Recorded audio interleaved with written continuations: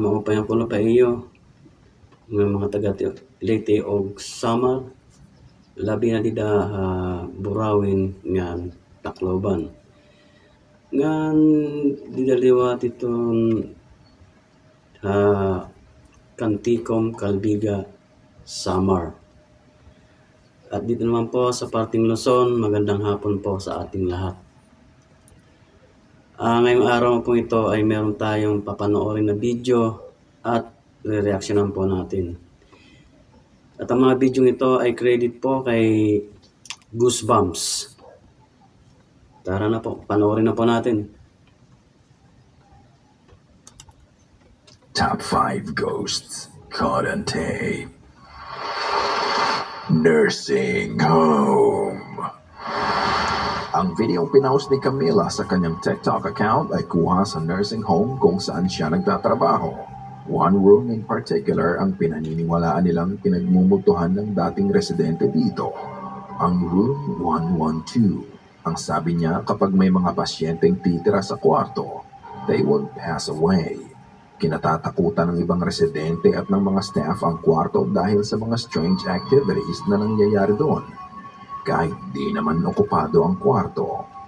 Ipinaliwanag ni Camila na minsan habang nagte-therapy session ang mga residente gamit ang service dog, bigla na lang nagpakita ang aso ng strange behavior na hindi naman ito ginagawa dati. Ito ang video. It's not working?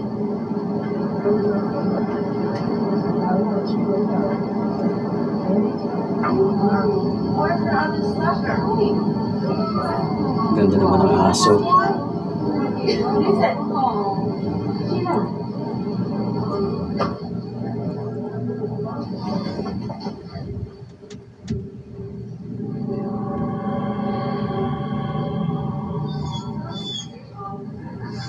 Really?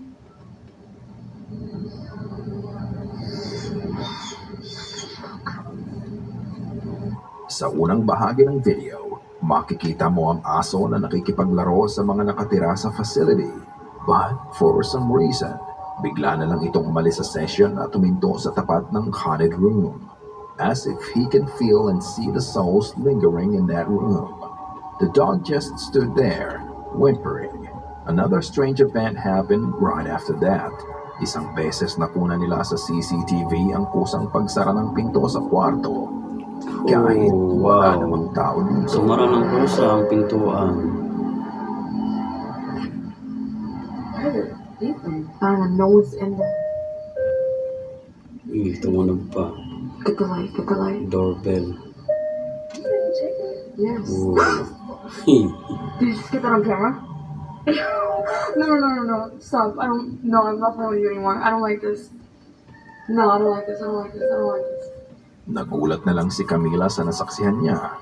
Bukod sa mga kusang pagsara ng pinto, lalo pa niyang ikinatakot nang ma-activate ang call light sa kwarto. Dahil dito, tinawag pa niya ang kanyang supervisor para tignan ang nasabing haunted room. Pero nang puntahan nila ang kwarto, wala namang tao dito.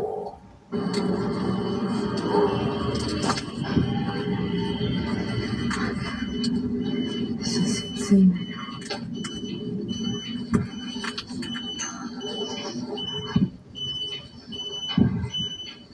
Right there.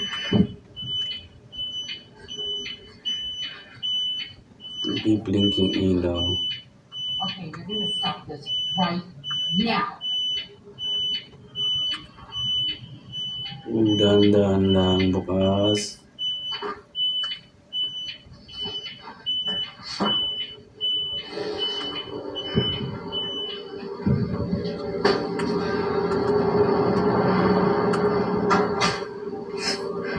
Hindi pa dito natatapos ang mga hindi maipaliwanag na pangyayari sa kwarto.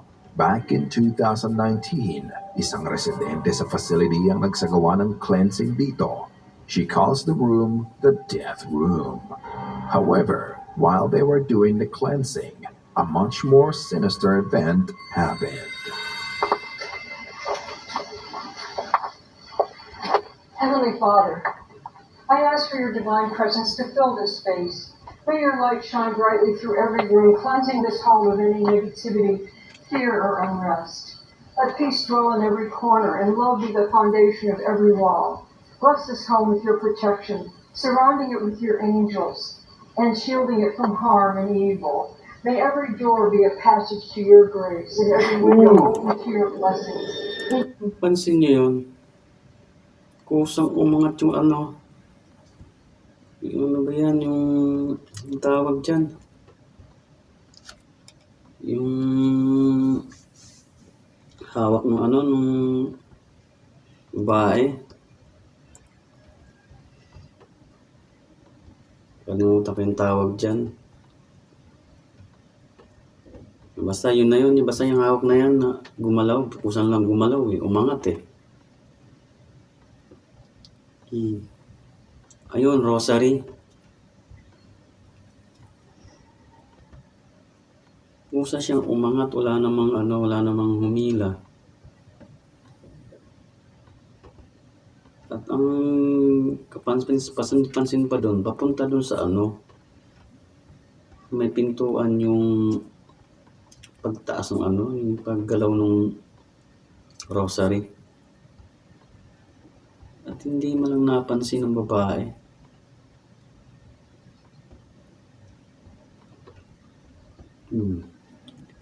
Tuloy pa natin. In Jesus' name. Makikita mo ang residente na may hawak na rosaryo sa kamay niya. Sinimulan niya ang cleansing at dinasalan ang kwarto. Ngunit sa pagtatapos ng kanyang nire-recite na dasal, bigla na lang umangat ang Yun, no? Di po ba? Kusang umangat yung ano, rosary. Wala namang humihila. Kung hangin naman yan, hindi naman siguro kakayanin ng medyo mahina-hina lang na hangin. Gagalaw pero hindi ganyan kataas. Pero na lang kung napakalakas na hangin.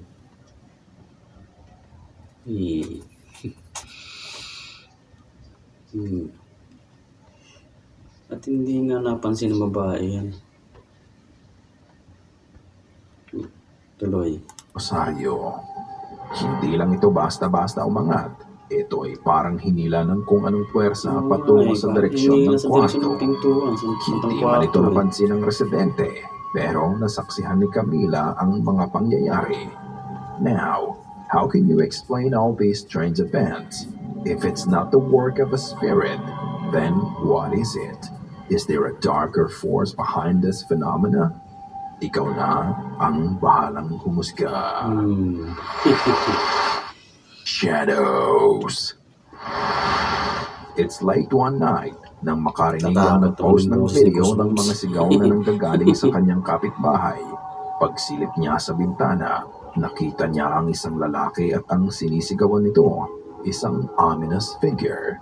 This is what he witnessed.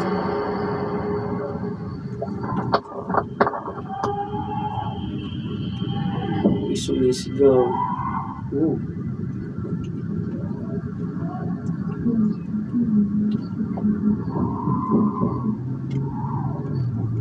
Sigaw eh.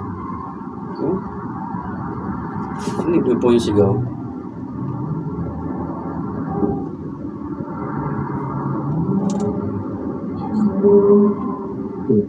Tapos yung sigaw, parang may sumasabay na ano.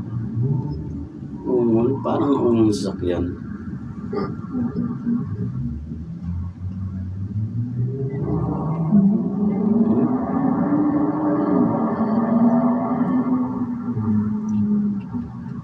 Nagkataon lang. May You sasakyan. can see a man sitting on the floor, screaming.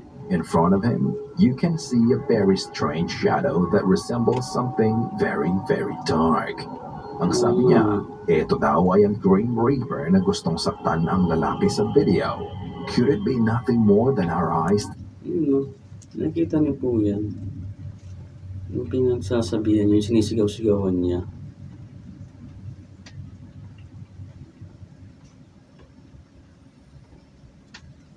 Yun daw po yung sinasabing Green Reaper.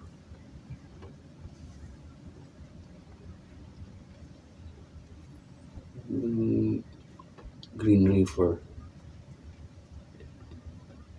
Dito po sa atin parang si ano. Ewan kung tama ako ah. Si kamatayan, ganun.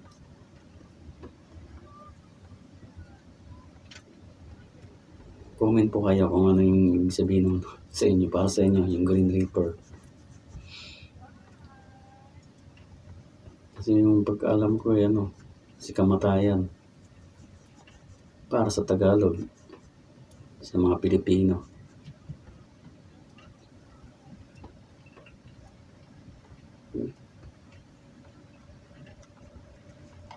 Tuloy pa natin.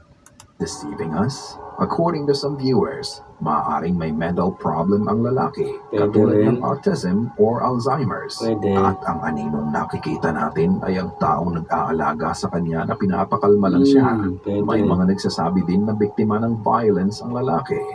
Pero ano sa tingin mo ang talagang nangyayari dito? Ito pala yung yung sumisigaw, itong black figure, tapos itong malaki, ayan yung nag-aalaga. Ano ba yun? O baliktad. Parang pinakakalma nga siya.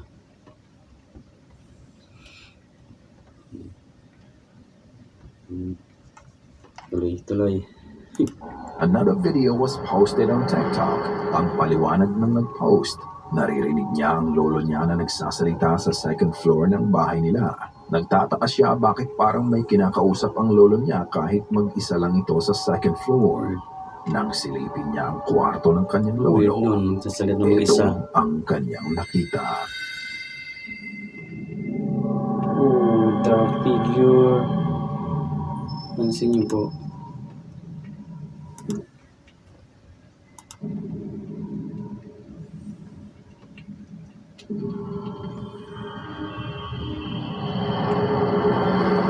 Parang Sa may sungay video, siya eh. makikita Pansin niyo po yan, may sungay, yung dark figure. Ayun, parang sa pusa. Yan daw po yung kausap ng matanda.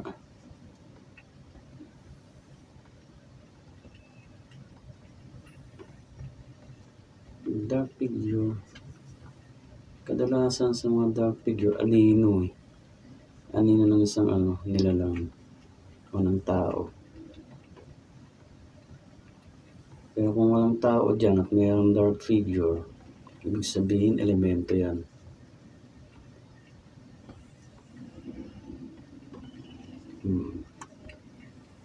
Tuloy po natin. mo ang isang anino ang kausap ng lolo niya. Ang lalo niyang ikinatakot sa nakita niya. Ang anino ay may sungay. Unfortunately, hindi niya pinuntahan ang kwarto para nakita sana natin kung sino o ano talaga ang kausap ng kanyang lolo. Hindi din natin alam kung ano ang pinag-uusapan nila dahil tinanggal ang original sound sa video at pinatungan ng creepy music. Dahil dito, tanging spekulasyon lang ang pwede nating isipin sa video. Ano sa tingin niyo? Is it real or elaborate hoax lang? The Tuk-Tuk. Isang driver ang nagda-drive ng tuk-tuk isang gabi. Habang nasa daan siya, may napansin siyang kakaiba sa kasabay niya. Hindi siya makapaniwala sa nakita niya kaya nilabas niya ang kanyang camera at ito ang kanyang nakunan.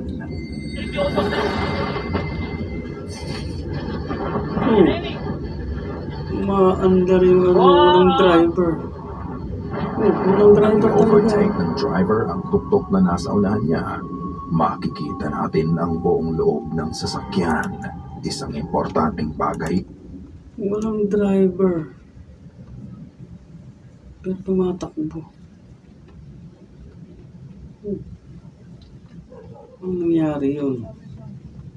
Wow. Napaka-importante nga yun, yung driver eh. Para tumakbo yan, kailangan may driver yan. Eh wala, blanco yung seat driver eh. Yung driver seat, walang nakaupo.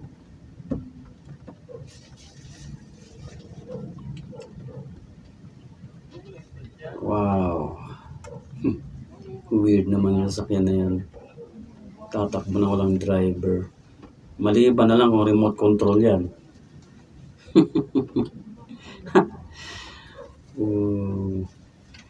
Creepy. Tuloy. ang nawawala dito. Nasaan ang driver ng tuktok? Makikita mo na umaandar ito Wala mag-isa. talaga. Oo nga, walang Walang driver eh. nagmamaneho at walang ibang tao. Parang may sariling isip ang tuktok sa video o multong aba ang nagmamaneho dito. Hindi din natin masabi Walang kung driver. naiwan ng driver na umaandar ang sasakyan at aksidenteng napindot niya ang drive sa gear. Invisible ang Kaya driver. ito umandar ng mag-isa. Pero kung titignan, mukhang deliberate ang andar ng tuktok. Tinignan ko din kung may self-driving model na ang tuktok katulad ng Tesla. Ngunit ang sabi sa internet, kailangan ng driver ang ganitong mga sasakyan. So, multo nga kaya ang may gawa nito? And more importantly, isang tanong ang iiwan ko sa inyo. Oh. Who took the tuk-tuk? Satin House Apparition. Pinuntahan ni Yang at ang kanyang girlfriend ang Satin House sa Colorado isang beses para imbestigahan ang mga paranormal claims dito. Ang Satin House ay ginawang children's school noong 1970s at naging homeless shelter simula ng 1982. It's been shut down recently and completely abandoned. Nagsimula ang dalawa sa pag-iikot sa gusali, ang hindi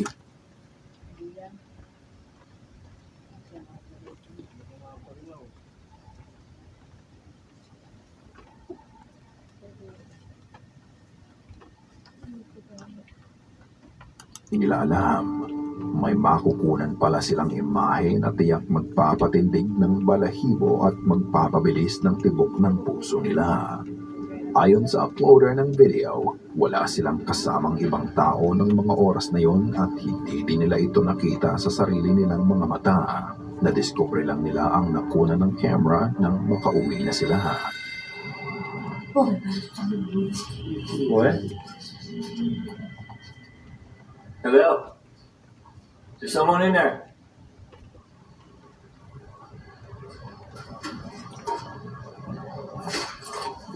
I am not the police.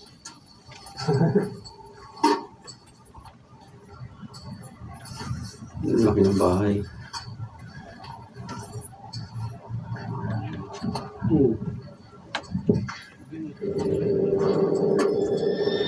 Ano yun?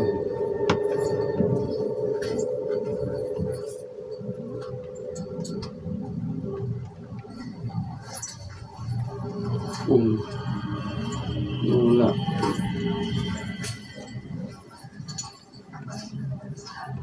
Oh, it feels kind of eerie. I get a weird feeling over here. Like Creepy I'm ng bahay. from this whole place. Sa labas pa lang.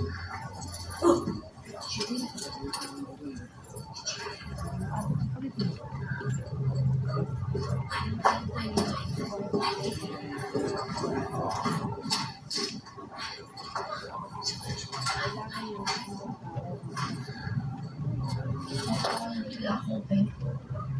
And unlock the door, okay? We can meet in the living room. Paglabas nila sa open space habang iniimbestigahan nila ang abandonadong gusali, bigla na lang rumihistro sa camera ang imahe ng isang babae na nakatingin lang sa kanila. Ito ay nakaitim na damit at ang mas nakakapagtaka, wala kang makikita. Ano?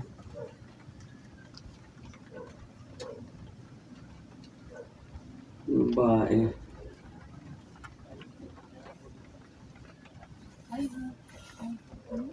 Anong ginagawa yan dyan? Okay, pwede rin ano rin yan, yung tumitingin-tingin din.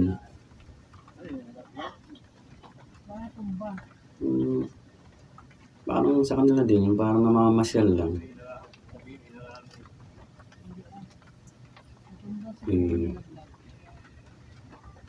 Tuloy po natin para malaman natin kung bakit siya nandyan. Ang anino ng babae. Ilang sandali lang nang ibalik niya ang pagkakatutok ng camera sa lokasyon kung saan nakita ang babae. Ito ay tila naglaho na. Sa screenshot na to, makikita mo ang Yung iba itsura ng mukha niya eh. Iba itsura ng mukha niya. Parang, parang yung sa zombie.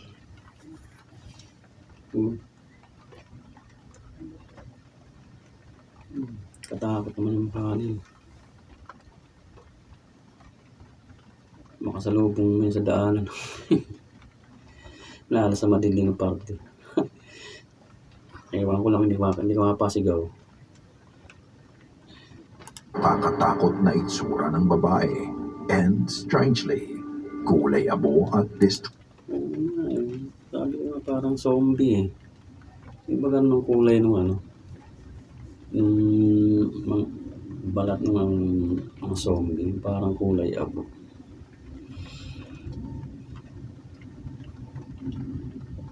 Sa itsura pa lang yung weird na yun. Wala mong tabingi yung ano, yung mga o ano, wala nang ipin. Bakit madilim, hindi mo masyado makikita yan.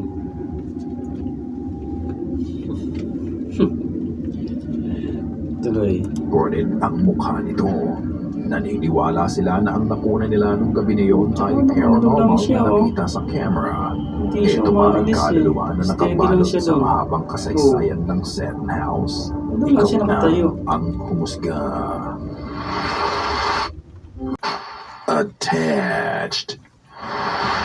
Ang video na mapapanood nyo ay nanggaling kay Naomi. Naniniwala siya na merong espiritu na naka-attach sa kanya. Ang sabi niya, nagsimula ang lahat ng maglaro sila ng Ouija board ng boyfriend niya noong 14 years old pa lang siya. Matapos nun ay hindi na siya tinigilan ng mga pagpaparamdam. Sa nakalipas na 6 na taon, 5 beses na silang nagpapalipat-lipat ng tirahan. Dahil sa bawat bahay na nilipatan nila, patuloy pa din ang mga hindi maipaliwanag na mga pangyayari ang nagaganap sa kanya.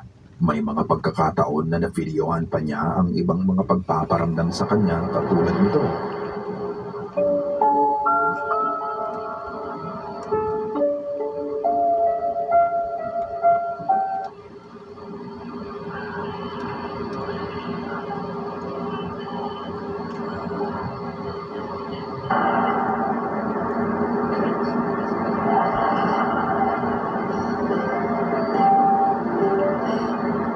Well, this is it. Just have to make it past Mom's farewell hamburger. Calm down there. Actually, May mga oras na kusa na lang iilaw ang glow ball ng anak niya, lalo na sa madaling araw. Tapos bigla na lang itong hihinto. One time, sinubukan niya pang makipag-communicate sa espiritong naka-attach sa kanya. She asked and whatever it is that's attached to her answer. Are you playing with the toys right now? Oh, may isang bata. Boses bata. Oh. Oh, hell no! Bukod sa mga kakaibang Oh, paggalaw sa bata. bahay, ayon sa kanya may mga pagkakataon din na may nakikita siyang anino na gumagalaw sa gilid ng mga mata niya. Kaya bumili siya ng CCTV para tingnan kung may makukuha siya. At dito, hindi nga siya nagkamali. Pagka-install ng camera, meron agad siyang nakuha.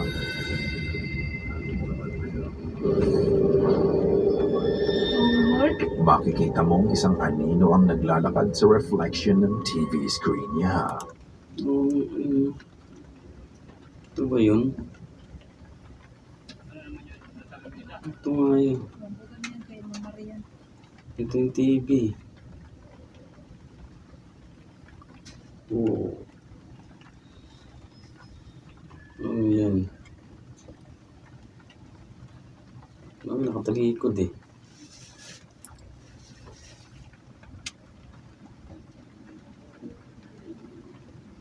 Ito yung ano niya, CCTV niya. Mas. Ano yun? Tuloy natin para maintindihan. Malaman natin kung ayan na ba talaga yan. Ang sabi niya ay madalas niyang makita to at Yun nga oh. Nalagad. Yan lang yan sa may ano, sa may screen ng TV. Patay naman yung ano yung TV. Ito.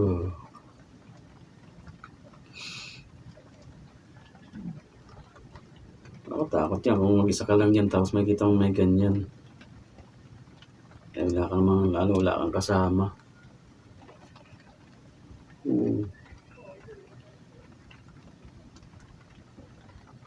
Lalo sa gabi, no?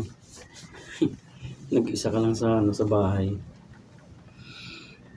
Tapos makikita mong ganyan. Hindi lang ikaw nandun sa loob ng bahay. Meron ka palang kasama.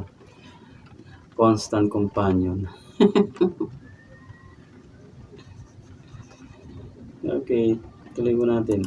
Tulong sa kanya na meron siyang maipapakitang pruweba dahil iniisip ng mga tao sa kanya na nababaliw na siya kapag sinasabi niyang may espiritong naka-attach sa kanya.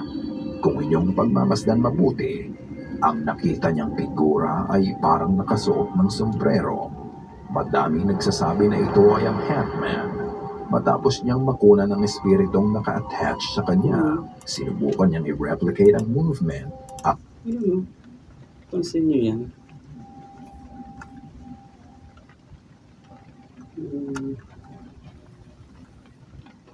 at ang pagdaan ng figura sa TV screen. Pero hindi nila magaya to. Lahat ng torment, fear, and evil attachment dahil lang sa katuwaan na paglalaro ng Ouija board nung bata pa siya. People think it's just a game, but is it? Kasi kayo maglalaro ng lalaro ng Ouija board. Pero laro lang naman yan.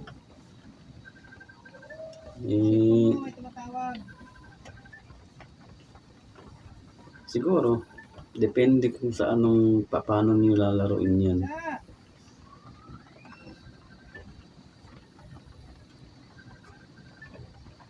Kasi kung